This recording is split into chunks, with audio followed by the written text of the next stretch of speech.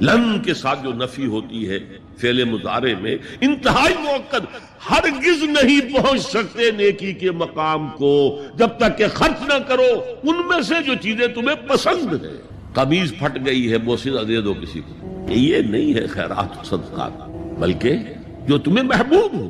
لن تنالوا البر، بر کے مقام تک نہیں پہنچ سکتے۔ پھر میں کہہ رہا ہوں عابد ہو سکتے ہو، زاہد ہو سکتے ہو، علم کا معاملہ ہے، محدث ہو سکتے ہو، مفسر ہو سکتے ہو، فقیہ ہو سکتے ہو، مفتی ہو سکتے ہو، سب کچھ ہو سکتے ہو، قرآن مجید کی روح سے نیک نہیں کہلا سکتے۔ وآت المال علی حبہ، اب اس میں جو ترتیب میں نے کہا تھا، الاقرب فالاقرب، الاقدم فالاقدم، سب سے پہلے ذوی القربہ، اور اس میں اکثر و بیشتر ہم سے کوتاہی ہوتی ہے۔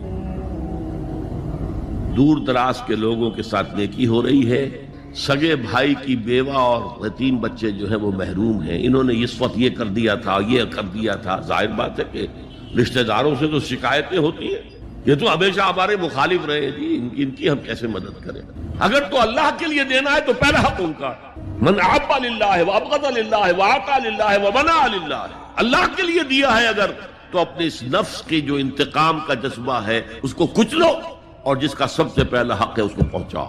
حق بحقدار رسید، ذوی القربى والیتامى، جو بے سہارا رہ گئے، باپ کا سایہ نہ رہا، والمساکین، مساکین کسے کہتے ہیں؟ مسکنت کہتے ہیں کم ہمتی۔ آپ کو معلوم ہے آج کل ایک مرض کہلاتا ہے نیورستھینیا، آدمی دیکھنے میں ہٹا کٹا ہے، صحت مند ہے، لیکن اندر سے اس کی کوئی ہمت ایسے جواب دے گئی ہے کچھ کر ہی نہیں سکتا، وہ ہے مسکین۔ اسی لیے جو فرمایا گیا یہودیوں کے لیے ضربت علیہم الذلۃ والمسکنہ، ذلت کے معنی بھی کمزوری اور مسکنت کم ہمت، ہمت ختم ہو گئی۔ تو جو اپنے پاؤں پر نہیں کھڑا رہ سکتا اس وجہ سے کہ اس میں وہ ہمت کم ہو گئی ہے، وہ بھی مستحق ہے۔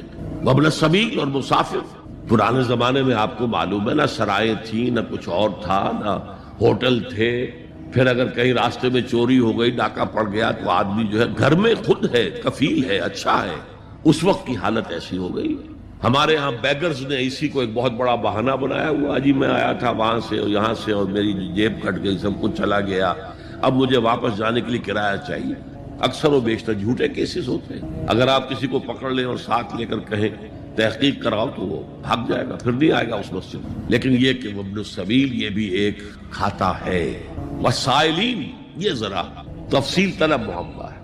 اسلام کی تعلیم بڑی متوازن، ایک طرف سوال کی مذمت ہے، مت اپنا دستے سوال دراز کرو کسی کے سامنے۔ جو شخص ہاتھ پھیلاتا ہے مانگنے کے لیے، وہ اپنی عزت نفس کو ہتھیلی پر رکھ کر آپ کے سامنے پیش کر رہا ہے، اور آپ ٹھوکر مار دیتے ہیں اس کی عزت نفس کو۔ مانگو اللہ سے، اللہ کسی کے دل میں ڈالے تمہاری ضرورت پوری کر سکتا ہے، بغیر اس کے کہ تم کسی کے سامنے دستے سوال دراز کرو۔ تو سخت مذمت ہے، اور خاص طور پر بیگری جو ایک انسٹیٹیوشن بن گیا ہے، ایک پیشہ بن گیا ہے، وہ تو اسلام کی تعلیمات کے منافی ہے۔ اور جس طرح کی ہم خیرات بانٹتے ہیں، 5 روپے کا نوٹ دے رہے ہیں مانگنے والوں کو مسجدوں کے باہر، سمجھ رہے ہیں ہم نے حاتم طائی کی خبر کو لات مار دی، حالانکہ حقیقت میں آپ انسٹیٹیوشن آف بیگری کو سپورٹ کر رہے ہیں۔ کسی ایک کو لے لو، آؤ چلو مجھے اپنا گھر دکھاؤ، مجھے بتاؤ تم واقعی اس قابل ہو یا نہیں ہو، اور پھر اس کی مدد کریں، لمسم کریں۔ پھر وہ 5 روپے نہیں ایسی دیں کہ وہ کچھ اپنے پاؤں پر کھڑا ہو سکے۔ میں نے 1 روپیہ نہیں کہا، آج دیکھیں 1 روپیہ تو اب کوئی شے نہیں رہی،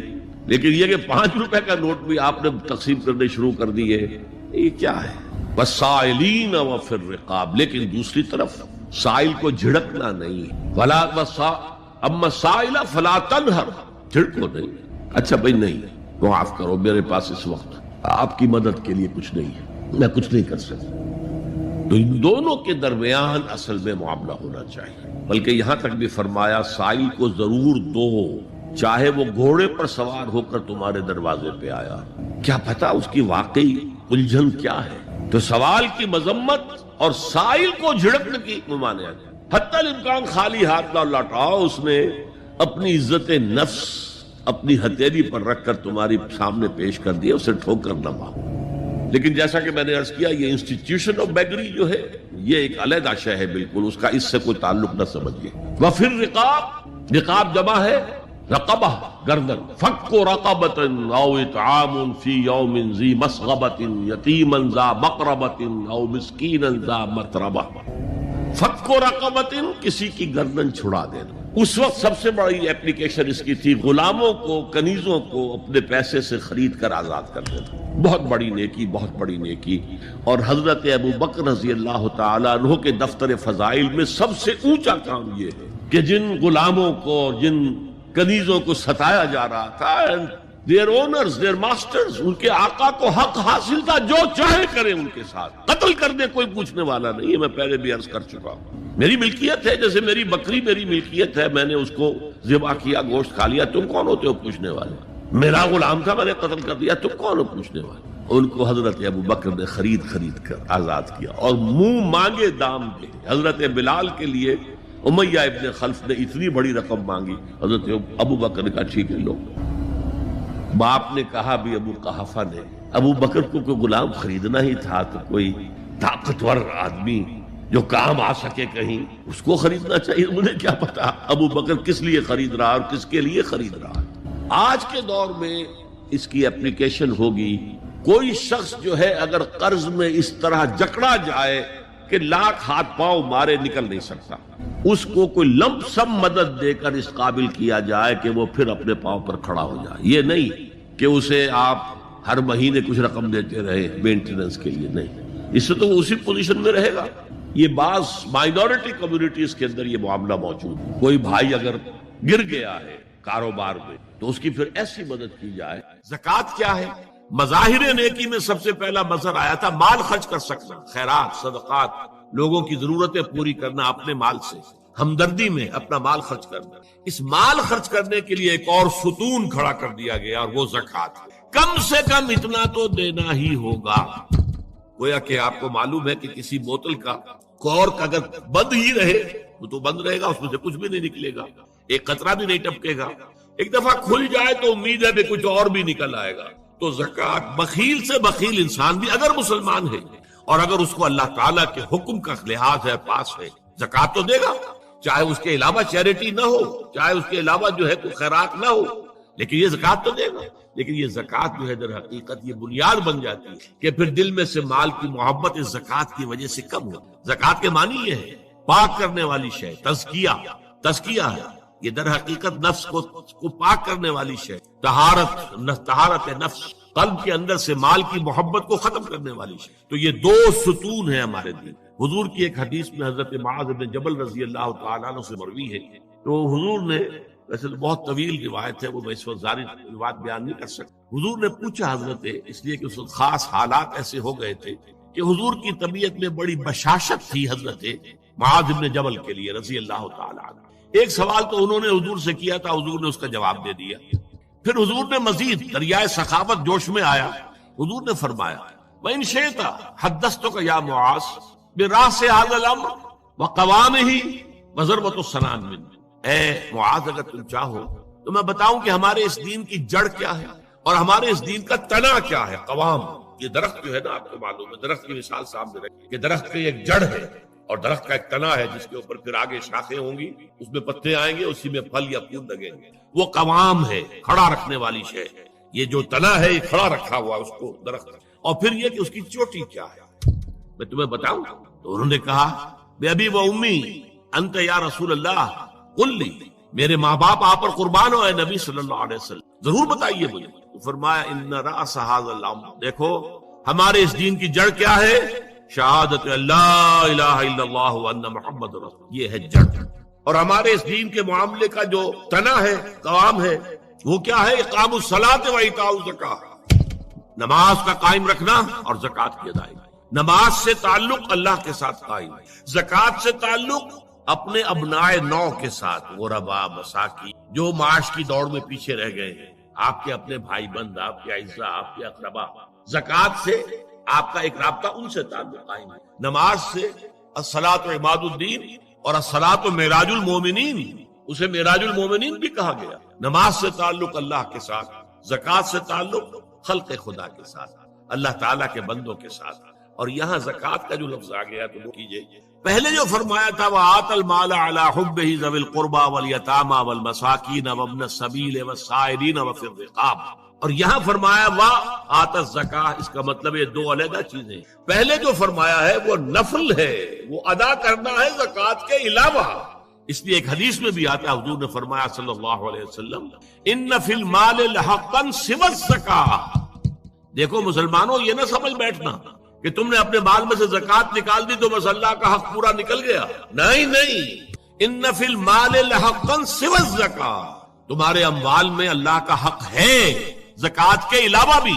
اور پھر آپ نے وہ آیت پڑھی، وآت المال على حبه ذوي القربى واليتامى والمساكين وابن السبيل والسائلين وفي الرقاب واقام الصلاة وآتى الزكاة۔ اس نے جو ہے مال دیا اس کی محبت کے علی رغم قرابت داروں کو، یتیموں کو، مسکینوں کو اور مسافروں کو، مانگنے والوں کو، اور گردنوں کے چھڑانے میں، اور قائم کی نماز اور ادا کی۔ تو زکوٰۃ ایک فرض شے ہے، اور وہ جو پہلے بیان ہوا ہے وہ نفل ہے، وہ اضافی ہے، وہ زکوٰۃ کے علاوہ ہے، وہ زکوٰۃ کا حصہ نہیں ہے، بلکہ در حقیقت اس جذبے کو سسٹین کرنے کے لیے زکوٰۃ کی حیثیت ایک ستون کی، جیسے ایمان کو تازہ رکھنے کے لیے نماز کی حیثیت ایک ستون کی ہے، صلاۃ و عماد الدین، اسی طریقے سے انفاق اللہ کی راہ میں مال خرچ کر سکنے کی صلاحیت جو ہے اس کو برقرار رکھنے کے لیے زکوٰۃ کی عبادت فرض۔ فرماتے ہیں قال رسول اللہ صلی اللہ علیہ وسلم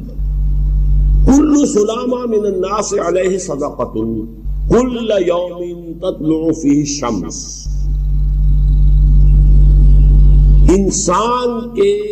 انسانوں کے ہر جوڑ پر ایک صدقہ واجب ہے، ہر روز جو طلوع ہوتا ہے تو ہر جوڑ کا صدقہ۔ یہ انگلی کا جوڑ ہی اگر لاک ہو جاتا، آج صبح آپ اٹھتے ہو یہ لاک ہے تو کیا ہوتا، گھٹنا لاک ہو جاتا، کونی لاک ہو جاتی۔ صبح کو انسان اٹھے کہ میں بھلا چنگا ہوں، کل یوم تطلع فیہ، ہر دن جو سورج جو ہے طلوع ہوتا ہے اس میں ہر جوڑ پر ایک صدقہ واجب۔ اس کو شیخ سعدی نے بہت عمدگی سے کہا ہے، ہر سانس جب انسان کے اندر جاتا ہے موجب تقویت ہوتا ہے، تو آکسیجن گئی، قوت ملی، اسی کو برن کریں گے انرجی ملے گی۔ سانس باہر نکلتا ہے، یہ صفائی کا ذریعہ بنتا ہے، کاربن ڈائی آکسائڈ اور بہت سی چیزیں نکل گئی۔ بس بر ہر نفس 2 شکر واجب ہے، ہر سانس پر 2 مرتبہ شکر کرنا چاہیے۔ ہر سانس اندر گیا موجب تقویت، باہر بنا موجب تنقیح، لہذا پس بر ہر نفس 2 شکر واجب۔ تقریباً اسی طرح کا یہ معاملہ ہے، لیکن اب یہ کیسے صدقے ہوں گے؟ اس صدقے ہی کی جیسے کہ پہلے آ چکا ہے اسی کی یہ تعریف میں ہے۔ تعدل بین اثنین صدقہ، 2 آدمیوں کے درمیان عدل کراؤ، فیصلہ کرا دو عدل کے ساتھ، یہ بھی صدقہ ہے۔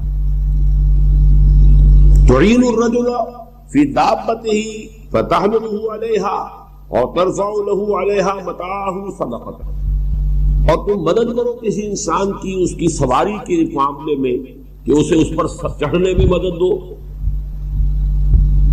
یا یہ کہ اس کی کوئی چیز، اس کا سامان نیچے سے اٹھا کے پکڑا دو، اونٹ پر سوار ہو گیا ہے اب سیدھے سے سامان پکڑا رہے ہیں، یہ بھی صدقہ ہے۔ والکلمۃ الطیبۃ صدقۃ، ہر پاک بات جو اپنی زبان سے نکالو گے وہ صدقہ۔ فلیقل خیرا او لیصمت، بات صحیح کرے، اچھی کہے یا خاموش رہے، ہر اچھی بات جو زبان سے نکلتی صدقہ ہے۔ وَبِكُلِّ خَطْوَةٍ تَمْشِيهَا إِلَى الصَّلَاةِ صَدَقَةٌ، اور ہر قدم جو وہ نماز کے لیے جاتا ہے تو اٹھاتا ہے، یہ صدقہ ہے۔ وَتُمِيتُ الْعَزَاءَ عَنِ صَدَقَةٌ، اور راستے میں سے کوئی اذیت شے کو، اذیت بخش چیز کو دور کرتا ہے، کہیں روڑا پڑا ہوا ہے، کہیں کچھ اور ہے، کوئی ٹھوکر کھا جائے گا، تو ہو سکتا ہے کہ کوئی اندھا گزرے، اس کے لیے کوئی مصیبت ہو جائے، اس کو اگر ہٹاتے ہوئے چلے گئے۔ زکوٰۃ حقیقت میں ہے کیا، اس کو سمجھ لیجیے۔ زکوٰۃ کے اعتبار سے بھی شریعت اسلامی کی روح سے مال جو ہے وہ 2 قسم کا ہے۔ جیسے زمین میں نے عرض کیا 2 قسم کی، خراجی، عشری، ایسے ہی مال باطنی، اموال باطنی، اموال ظاہری۔ کسی شخص نے گھر میں کچھ پیسہ رکھا ہوا پس انداز کر کے، یہ اموال باطنی ہے۔ کسی نے زیور رکھا ہوا ہے، چلیے سونے کی ڈلی رکھ لی ہے کسی نے، کسی برے وقت کے لیے، پتہ نہیں نوٹ جو ہے وہ تو دھیلے کے رہ جائیں، جیسے کویتی دینار ہو گیا تھا، کہیں ایسی آفت نہ آ جائے تو تھوڑا سا سونا لے کر رکھ لو۔ یہ جو گھر میں چھپا ہوا مال ہے یہ اموال باطنی ہے، ان کی زکوٰۃ اسلامی ریاست نظام خلافت زبردستی نہیں لیتی، ورنہ تو گھر گھر جا کے جامع تلاشی کرنی پڑے گی، ٹرنک کھولنے ہوں گے، تکیے اجھیڑ کر دیکھنے ہوں گے کہیں کچھ رکھا ہوا تو نہیں ہے۔ اسلام کا نظام فطرت ہے۔ اموال میں آپ کو آزادی ہے، زکوٰۃ دیں جسے چاہے دے دیں، آپ کا اور اپنے رب کا معاملہ ہے، وہاں حساب جا کے دے دیجیے گا۔ اموال ظاہری کی زکوٰۃ جبرن لی جائے گی۔ وہ کیا ہے؟ یہ مال ہے جو دکانوں میں ہے، اموال تجارت، یہ فیکٹریاں ہیں جن میں فنش پروڈکٹ بھی ہے، خام مال بھی ہے، یہ بھیڑ بکریوں کے گلے ہیں، ہزار ہزار بھیڑیں اور ہزار ہزار بکریاں، اونٹوں کی قطاریں، یہ ہے جو ظاہر مال ہے، سامنے ہے، کہاں چھپا کر لے جائیں گے؟ گودام بھی ہے تو وہ گھر تو نہیں ہے، گودام کی تلاشی ہو سکتی ہے، دکان کا حساب لگایا جا سکتا ہے۔ فیکٹری کے اندر اس کی زمین، اس کی مشین، اس کے ٹول ایگزمپٹ، اس پر زکوٰۃ نہیں ہے، لیکن جو بھی مال ہے اس میں وہ دو شکلوں میں ہوگا، یا خام مال ہے، کپڑا بنانے کا کارخانہ ہے تو دھاگا پڑا ہے اتنے کروڑ کا، تیار کپڑا ہے اتنے کروڑ کا، اس کا 2.5% دے دیجئے، مال ہے 5 لاکھ کا، دکان کے اندر 2.5% دے دیجئے، مال ظاہر ہے، اور اس سے کوئی غرض نہیں کہ سال بھر میں آپ نے کچھ کمایا کہ گوایا، جب تک آپ نصاب کی حد سے اوپر ہیں، چاہے آپ کا اس سال میں آدھا مال گیا، 10 لاکھ کی مالیت تھی، اب آپ 5 لاکھ کے ہیں، لیکن 5 لاکھ پر بھی آپ کو 2.5% دینا ہے، چاہے کمایا ہو چاہے گوایا ہو، اور یہ ٹوٹل پر ہے، کسی اکاؤنٹنٹ کی ضرورت نہیں، جو تاریخ معین ہے جا کر دیکھیے کیا مال پڑا ہوا ہے، 2.5% حساب کر کے دے دیں، اتنی رقم آئے گی۔ ابھی جو کہہ رہے تھے جنرل صاحب کہ یہ نعرہ بھٹو نے لگایا، یہ بالکل وہی بات ہے جو علامہ اقبال نے فرمائی ہے، مغربی تہذیب میں بھی ایک حصہ حق کا ہے، اگرچہ باطل نے اس کے اوپر پورا غلبہ حاصل کر لیا، لیکن حق کا حصہ اس میں بھی تھا۔ وہ کیا تھا؟ اوہام پر اپنی بات نہ قائم کرو، لا تقف ما لیس لک بہ علم ان السمع والبصر والفؤاد کل اولئک کان عنہ مسئولا۔ علم پر بات کرو، وہم پر نہیں، محض تصورات پر نہیں، محض توہمات پر نہیں، علم پر، موقف تمہارا علم پر قائم ہے۔ یہ بات تھی، انہوں نے لی، توہمات کو ختم کیا، کھولا زمین دیکھ، فلک دیکھ، فضا دیکھ، مشرق سے ابھرتے ہوئے سورج کو ذرا دیکھ، لہذا سائنس بڑھی، ٹیکنالوجی بڑھی، آئی ان کے ہاں ترقی آئی۔ اسی طرح یہ سمجھ لیجئے روٹی، کپڑا اور مکان کوئی کافرانہ نعرہ نہیں تھا، یہ افراد کا بنیادی حق ہے، اور تاریخ انسانی میں پہلی مرتبہ عمر فاروق نے اس حق کا بیان کیا۔ اگر فرات کے کنارے ایک کتا بھی بھوکا مر گیا تو عمر قیامت کے دن ذمہ دار ہوگا۔ کون مارکس ہے، کیا پدی اور کیا پتی کا شوربہ، کون کوئی جدید تصورات دینے والے ہوں گے؟ یہ کل کی پیداوار ہے اور آج ختم ہو چکے، آج ان کے چہروں پر کالک مری جا رہی ہے، آج ان کے مجسمے گرائے جا رہے ہیں۔ عمر فاروق کا فرمان، یہ محمد کے غلام اور ایک ادنا تربیت یافتہ سپاہی کا فرمان ہے، یہ تا قیامت قائم رہے گا۔ ہر شہری کی بنیادی ضروریات کی کفالت ہے جو نظام خلافت کے ذمہ، اور اس میں تو جیسا کہ میں نے عرض کیا، اس میں تو حضرت عمر نے مسلمان نہیں کہا، صرف مسلمان نہیں، جانوروں تک بات پہنچا دی۔ اس کا مطلب یہ کہ غیر مسلموں کا بھی حق، اس لیے کہ حضرت عمر ہی نے ایک مرتبہ دیکھا تھا، کسی صوبائی دارالحکومت کے دورے پر گئے تھے، کوئی ایک بڈھا غیر مسلم غالباً مجوسی تھا، وہ کچھ خیرات مانگتا پھر رہا تھا، بہت بوڑھا ضعیف۔ وہاں کے عامل سے حضرت عمر نے پوچھا یہ کیا معاملہ ہے، یہ خیرات مانگنے پر کیوں مجبور ہو گیا؟ تو انہوں نے کہا غریب ہے اور اس کے پاس کوئی ذریعہ نہیں ہے۔ فرمایا یہ بڑا ظلم ہے کہ جب یہ جوان تھا، کماتا تھا، ہم اسے جزیہ لیتے تھے، اور آج اگر یہ بوڑھا ہو گیا ہے اور اس کا کوئی والی وارث نہیں ہے تو ہم نے اسے سڑکوں کے اوپر بھیک مانگنے کے لیے چھوڑ دیا، اس کا بھی وظیفہ مقرر ہو جائے گا۔ یہ ذمہ داری، یہ کفالت عامہ ہر شہری کے لیے۔ اور یہ جان لیجئے تجارت میں اور صنعت میں یہ سارا فساد جو اس وقت ہے وہ اس وجہ سے ہے کہ عام آدمی، عام کسان، عام مزدور مجبور ہے کہ سرمایہ دار اور جاگیردار کی طرز پر کام کرے، نہ کرے گا تو کیا کرے گا؟ ٹریڈ یونین بنا لیجئے، وہ بھی جیبی ٹریڈ یونین بنا لیں گے، ان کے اپنے ایجنٹ ہوں گے، اب لڑیے، خون کس کا جائے گا؟ مزدور ایک دوسرے سے ٹکرائیں گے، کچھ حاصل نہیں۔ اسلام نے کیا نظام دیا ہے؟ آپ غریب کو ضمانت دے دیجئے، اگر تمہیں صحیح ویج نہیں مل رہی، تمہیں صحیح مبادلہ نہیں مل رہا اپنی محنت کا، مت کام کرو، تمہیں بھوکا نہیں مرنے دیا جائے گا، تمہاری بنیادی ضروریات کی کفالت ریاست کرے گی۔ اب ہوئی برابر کی چوٹ۔ اگر کارخانے دار کہہ سکتا ہے کہ اگر آپ کو یہ چیز منظور ہے کام کیجئے ورنہ جائیے، سب دور چلے جائیں گے، میں لاک اپ کر دوں گا، کارخانہ بند کر دوں گا، لیکن یہ کہ مزدور اس وقت یہ نہیں کہہ سکتا۔ وہ تو کہے گا جناب اسی تنخواہ پر کام کروں گا، اس لیے کہ ایک دن کام نہ کرے شاید بچ جائے، 2 دن کام نہ کرے بچ جائے، تیسرے دن فاقہ آئے گا، اس کے پاس کھانے کو نہیں ہے۔ لیکن اگر معلوم ہو میری ریاست خلافت اللہ فی الارض، وہ ضامن ہے، وہ رب العالمین ہے، اور اسی کی رب العالمینی کا یہ مظہر ہے نظام خلافت، رحمت للعالمین کا سب سے بڑا مظہر محمد رسول اللہ کی یہ نظام خلافت، یہ ضامن ہے، یہ مجھے بھوکا نہیں مرنے دے گا، یہ میرے بچوں کے لیے کوئی نہ کوئی چھت ضرور فراہم کرے گا۔ تو پھر اس کے پاس بھی بارگیننگ پاور ہے، وہ بھی قدم جما کر بات کرے گا کہ جناب یہ بیچ دیتے ہیں تو کام کروں گا ورنہ نہیں کروں گا۔ یہ ہے جو آسان ترین حل ہے۔ باقی یہ کہ جبر کیا تھا روس نے، اس کا حشر دیکھ لیا، اور سرمایہ دارانہ نظام اس وقت تو بڑا خوش ہے، اس کے ڈنکے بج رہے ہیں، اس کی فتح ہو گئی، سب سے بڑا دشمن سرنگو ہے، وہ تو سجدہ کیے ہوئے ہے۔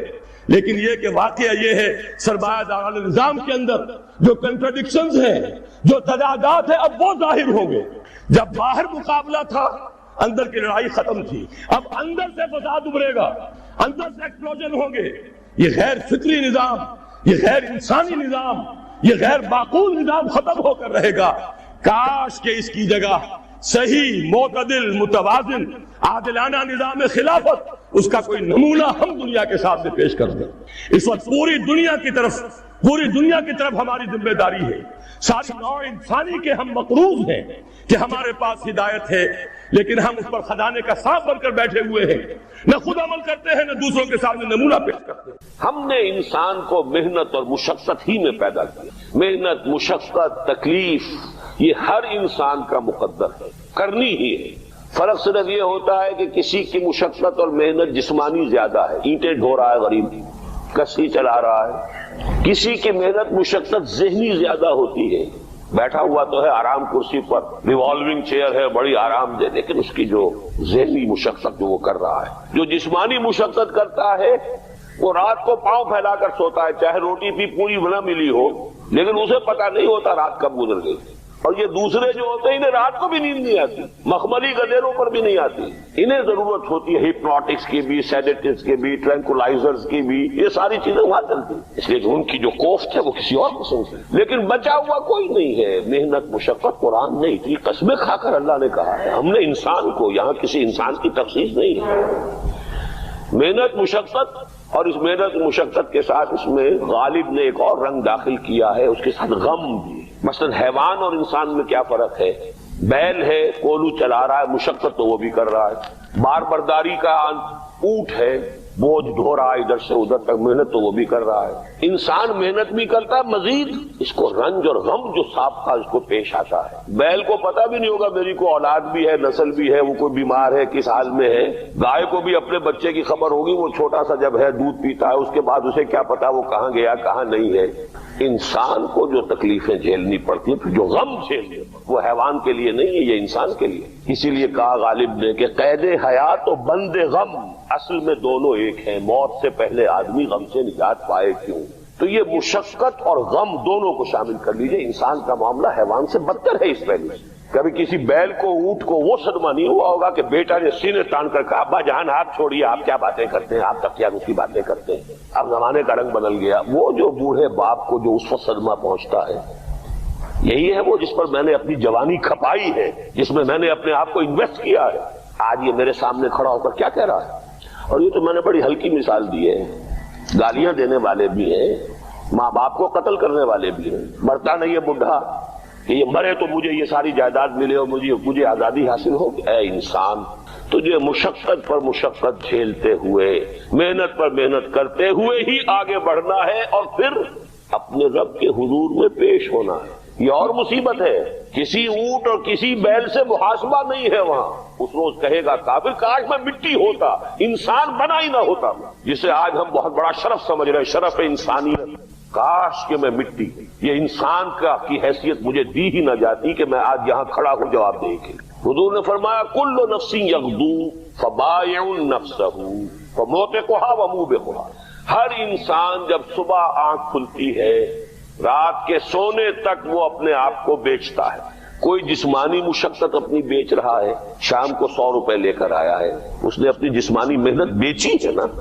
کسی نے اپنی ذہنی محنت, ذہنی صلاحیت بیچی ہے, چاہے وہ ڈاکٹر ہے, چاہے انجینئر ہے, کوئی اور ہے, وہ اپنی ذہنی صلاحیت بیچ رہا ہے بیٹھا ہوا اپنے کلینک میں, اپنے آفس میں.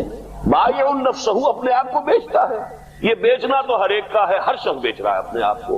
کوئی بدبخت وہ ہے جو یہ ساری مشقت جھیل کر بھی رات کو جہنم لے کر آیا ہے, مشقت بھی جھیلی اور لے کر بھی آیا آگ کے انگارے, اس لیے کہ حرام کاروبار کیا. کوئی وہ ہے جو اس مشقت کے بعد اپنے نفس کو جہنم کی آگ سے چھٹکارا دے کر آتا ہے. بیچا, جائز جگہ بیچا, جائز طریقے سے بیچا اس نے بھی, محنت اس نے بھی کی, مشقت اس نے بھی کی, لیکن اس نے اپنی مشقت کے نتیجے میں اپنے آپ کو برباد کر لیا. تو جب آزمائش میں کوئی پڑے گا تو پتا چلے گا نا کہ کھرا ہے یا کھوٹا ہے. آزمائش میں نہیں آیا, امتحان میں نہیں آیا, کوئی تکلیف آئی نہیں, تو وہ کھرے اور کھوٹے گڑبڑ رہیں گے, ملے جلے رہیں گے. دودھ کا دودھ اور پانی کا پانی جدا نہیں ہوگا. کیا لوگوں نے یہ سمجھا تھا کہ وہ چھوٹ جائیں گے صرف یہ کہنے پر کہ ہم ایمان لے آئے اور انہیں آزمایا نہ جائے گا؟ ہم نے تو آزمایا ہے ان سب کو جو ان سے پہلے آئے. تو یہ تو یوں سمجھیے کہ اس راستے کا ایک مستقل معاملہ ہے. جو آئے سوچ سمجھ کر آئے کہ یہ شہادت گاہ الفت میں قدم رکھنا ہے. لوگ آسان سمجھتے ہیں مسلمان ہونا. جس نے کہا آمنت باللہ, ہم نے آزما لیا. سچ مچ کا یہ ہم پر ایمان کا دعوے دار ہے یا جھوٹ موٹ کا دعویٰ کر رہا ہے؟ یہ سچ مچ کا عاشق ہے یا جھوٹ موٹ کا عاشق ہے؟ ظاہر بات ہے کہ امتحان نہ ہو, آزمائش نہ ہو تو کیسے ان کے مابین تمیز ہوں. کہہ تو دیا سب نے آمنت باللہ. اب ذرا تھوڑی دیر کے لیے ہم بھی اپنے گریبانوں میں جھانکے. ہم بھی کہتے ہیں نا اللہ کا ہمارا ایمان ہے, اللہ پر, آخرت پر, رسول کا عشق کا بھی دعویٰ ہے. اور جب نعتیں ہم سنتے ہیں تو بڑے جھومتے ہیں, لیکن یہ کہ واقعتاً آدمی جھانکے اپنے قلب کی گہرائیوں میں کہ یہ ہم کتنے کچھ سچے ہیں اپنے اس دعویٰ ایمان.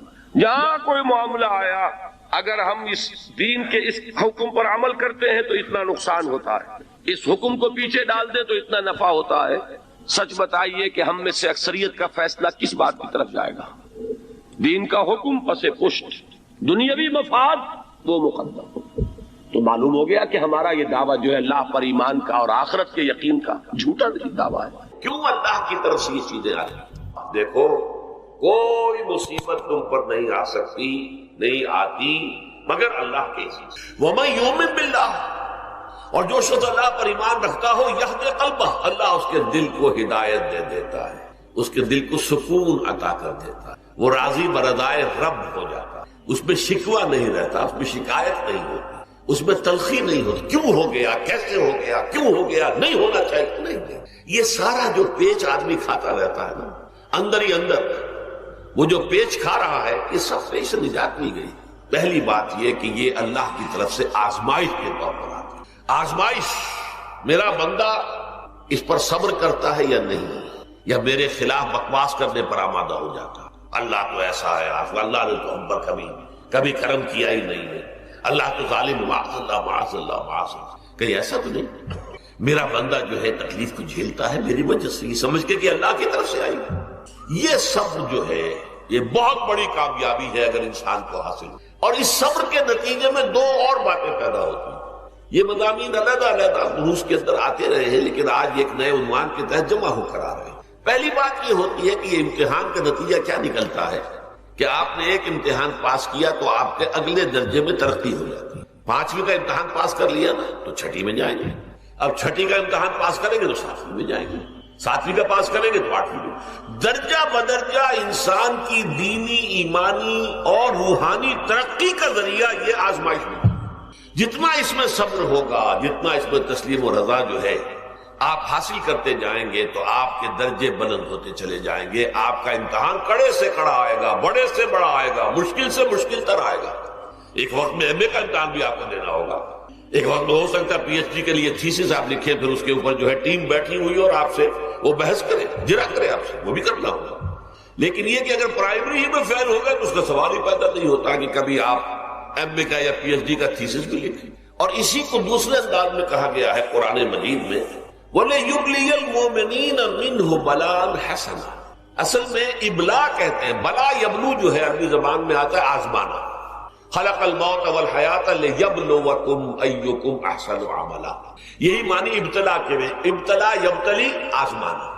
ابلا یبلی جو آتا ہے باب افعال سے، اس میں آتا ہے کسی کو کسی تکلیف میں ڈال کر اس کو نکھارنا، کہ اس کا جوہر نکھر جائے، اس کے اندر جو خیر ہے وہ اور چمک جائے، لوگوں کو بھی معلوم ہو جائے کہ یہ شخص اس مقام کا اہل ہے، اس کے اندر یہ صلاحیت ہے، اس میں یہ قوت موجود ہے.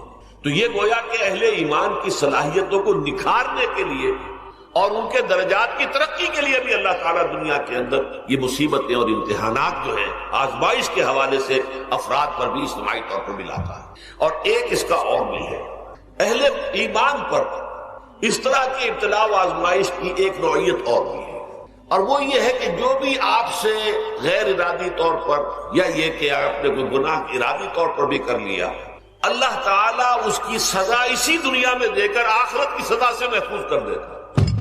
گویا کہ اس سے بڑا خیر کیا ہوگا؟ یہاں کی سزا کیا ہے؟ جھیل لیا آپ نے، بخار آ گیا، ٹانگ ٹوٹ گئی، چلیے 3 مہینے آپ بستر پر پڑے رہے نا، اور کیا ہوا؟ کچھ نہیں. لیکن یہ کہ آخرت کی سزا ملتی ہے، بہت عظیم ہے. لہذا کفارہ بناتا ہے اللہ تعالیٰ گناہ، ان جو بھی گناہ ہو گئے، غلطیاں ہو گئی ہیں، ان کا کفارہ اللہ تعالیٰ بندہ مومن کے لیے. حضور کی ایک حدیث ہے، اس کا متن مجھے اس وقت یاد نہیں ہے، کہ مومن کا معاملہ عجیب ہے، اسے کوئی تکلیف پہنچتی ہے صبر کرتا ہے، وہ اس کے گناہوں کا کفارہ بن جاتا ہے، اور اگر کوئی خوبی ملتی ہے تو اللہ تعالیٰ کا شکر ادا کرتا ہے، اس کے درجات بلند ہو جاتے ہیں. تو یہ معاملہ جو ہے اللہ تعالیٰ کی طرف سے بندہ مومن کے حق میں خیر، کہ در حقیقت اس کے ان گناہوں کی پاداش کہ جو اس نے یہاں کر لیے ہیں یہی دنیا میں دے کر دھو دیا جائے، پاک کر دیا جائے.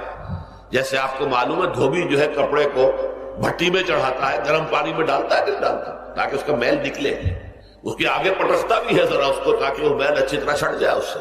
اسی طرح اگر دنیا میں ہمارے میل چھٹ جائیں، دنیا میں اگر ہمارے گناہ دھل جائیں تو یہ بڑے نفع کا سودا ہے، بڑے نفع کا سودا ہے، بڑے نفع کا سودا ہے.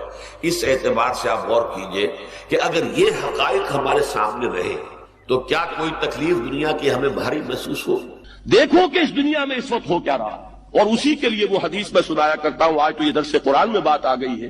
وہ حدیث میرے نزدیک آخری چیز ہے، اس کے بعد بھی اگر آنکھ نہیں کھلتی کسی انسان کی تو میں نہیں سمجھتا کہ وہ اپنے گرد اس نے جو یہ فلا تزکوا انفسکم، اس نے جو اپنے گرد تزکیہ نفس کا ایک مصنوعی حالہ بنا لیا ہے، کبھی بھی وہ اس حالے سے نکل سکے گا اگر اس حدیث سے بھی آنکھ نہ کھلی.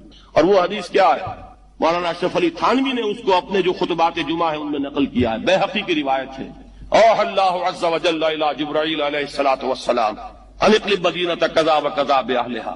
اللہ نے حکم دیا حضرت جبرائیل کو فلاں فلاں بستیوں کو الٹ دو اس کے رہنے والوں سمیت. قال فقال، حضور نے فرمایا. اس پر حضرت جبرائیل نے عرض کیا بارگاہ خداوندی میں، ان فیھا عبدک فلانا لم یعصک طرفۃ عین. پروردگار اس بستی کو الٹ دوں، اس میں تو تیرا فلاں بندہ بھی ہے جس نے کبھی پلک جھپکنے جتنی دیر بھی معصیت میں بسر نہیں کی. اب آپ اندازہ کیجئے یہ جو ہے نا اپنے آپ کو رگڑنا اور مانجنا اور پوری زندگی رگڑنے میں اور مانجنے میں لگا دینا. ہم بعض بزرگوں کے تذکرے میں سنتے ہیں اتنے اللہ والے تھے، اتنے اللہ والے تھے کہ ان کا گھوڑا بھی کوئی مشکوک دانہ نہیں کھاتا تھا، اور وہ خود جو ہے وہ انگریز کی عدالت میں بیٹھے ہوئے اور انگریز کی نوکری کر رہے تھے. یہ ہے وہ میکروسکوپک اور مائکروسکوپک کا عدم توازن. طاغوت کی چاکری کر رہے ہیں، انگریز کی ملازمت کر رہے ہیں، انگریز کے قانون کی تنفیذ کے اندر اعلی کار بن رہے ہیں، لیکن ذاتی تقویٰ اور ذاتی نیکی اور ذاتی للہیت جو ہے اس کا معیار یہ ہے کہ ان کا گھوڑا بھی مشکوک چارہ اور مشکوک کھانا نہیں کھا سکتا. یہ ہے وہ عدم توازن. اس کو نوٹ کیجیے گا، جس کو کہ اس حدیث میں محمد الرسول اللہ صلی اللہ علیہ وسلم نے واضح کر دیا کہ حضرت جبرائیل عرض کرتے ہیں کہ اللہ فلاں بستی کو الٹ دوں، اس میں تو تیرا فلاں بندہ بھی ہے جس نے پلک جھپکنے جتنی دیر بھی معصیت میں بسر نہیں کی. ذاتی نیکی کا اب اس سے اونچا کوئی مقام کوئی شخص مجھے اگر بتا سکے تو میں اس کا مرید ہو جاؤں گا. اس سے اونچا کوئی مقام ہوگا کہ آنکھ جھپکنے جتنی دیر بھی کسی نے معصیت میں بسر نہیں کی، ذاتی نیکی کی معراج. لیکن حکم کیا ہوا بارگاہ خداوندی سے؟ قال فقال، حضور نے فرمایا اللہ تعالیٰ نے حکم دیا جبرائیل کو اقلب علیہ وعلیہ، الٹو اس بستی کو، پہلے اس بدبخت پر پھر دوسروں پر. کیوں؟ فإن وجہہ لم یتمعر فی ساعۃ قط، اس لیے کہ اس کا چہرہ کبھی میری غیرت میں سرخ نہیں ہوا، اس چہرے کا رنگ نہیں بدلا. بے غیرت انسان بدیاں پھیلتی رہیں، میرے دین کو روندا جاتا رہا، میری شریعت کی دھجیاں بگڑتی رہیں، عوامر کا مذاق اڑایا جاتا رہا، نواہی کے لیے دنیا کے اندر جن چیزوں سے میں نے روکا اس کے لیے فلسفے تراشے گئے، اور یہ لگا رہا مست رکھو ذکر و فکر صبح گاہی میں اسے، یہ سوائے ذاتی اپنے اس اصلاح کے اور ذاتی تقویٰ کے اور ذاتی نیکی کے اور ذاتی عبادت گزاری کے یہ میدان میں نہیں آیا، اس کا خون نہیں کھولا کبھی، اس کے چہرے کا رنگ متغیر نہیں ہوا، لہذا یہ دوہرا مجرم ہے۔ یہ ہے وہ تصور جو یہاں پر نوٹ کیجئے۔ ہاں اس کے یہ معنی بھی نہیں ہے کہ نماز بھی نہیں پڑھ رہے، روزہ بھی نہیں رکھ رہے، اقامت دین کے کارکن ہیں، فرض نماز آ گئی ہے وہ چلی جا رہی ہے، جماعت کا کوئی اہتمام نہیں ہے۔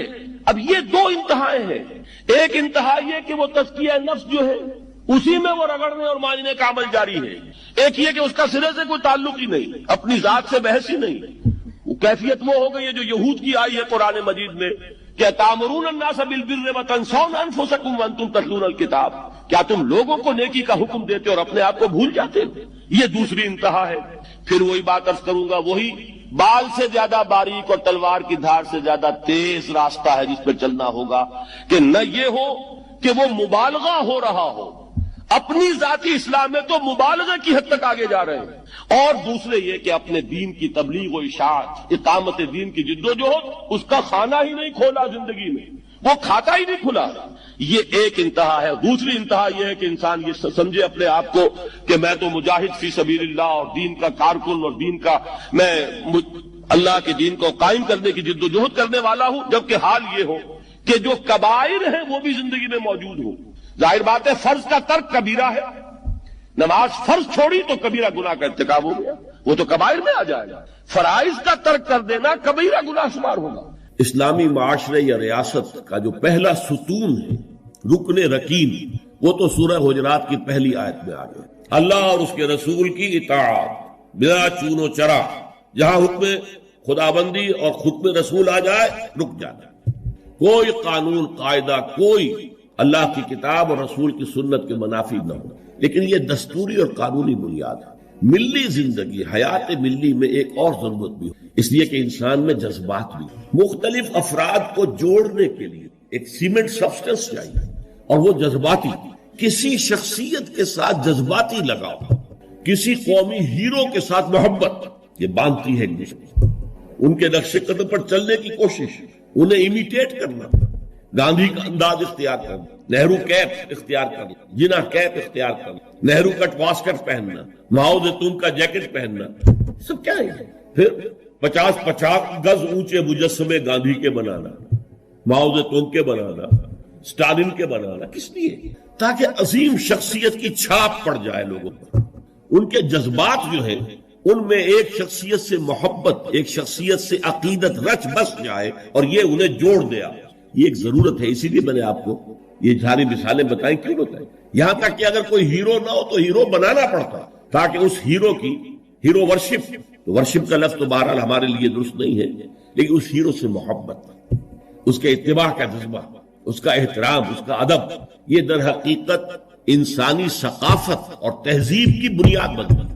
اسلامی معاشرے میں وہ شخصیت جو ہے کوئی مصنوعی بنانے کی ضرورت نہیں ہے، وہ دل آویز شخصیت ہے محمد رسول اللہ صلی اللہ علیہ وسلم۔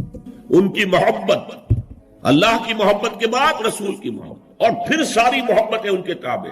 حضور نے فرمایا لا یؤمن احدکم حتی اکون احب الیہ من والدہ وولدہ والناس اجمعین، تم میں سے کوئی شخص مومن نہیں ہو سکتا جب تک کہ میں اسے اس کے والدین سے، اس کے بیٹوں سے اور تمام انسانوں سے بڑھ کر محبوب نہ ہوگا۔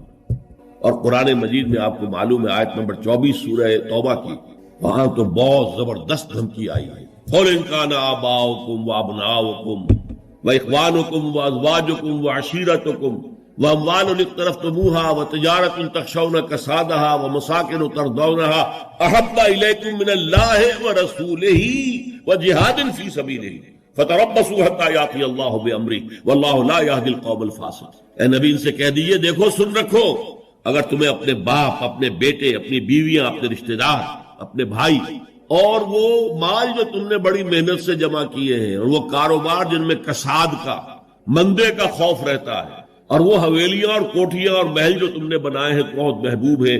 اگر یہ 8 چیزیں محبوب تر ہیں اللہ سے اور اس کے رسول سے اور اللہ کی راہ میں جہاد کرنے سے، تو جاؤ دفع ہو جاؤ، ادھر بیٹھو یہاں تک کہ اللہ اپنا فیصلہ سنا دے. اور اللہ ایسے ناہنجاروں کو ہدایت نہیں دیتے. تو یہ ہے در حقیقت دوسری شخصیت، مسلمانوں کو جذباتی طور پر ایک دوسرے قریب لانے. جب میرا بھی ایک جذباتی تعلق حضور کے ساتھ ہوگا، آپ کا بھی ہوگا، تو ہمارا یہ حضور کے ساتھ تعلق ہمیں بھی قریب لائے گا ایک دوسرے. ان کی محبت کے رشتے میں ہم بندھ جائیں گے آپس. اور اگر حضور کی شخصیت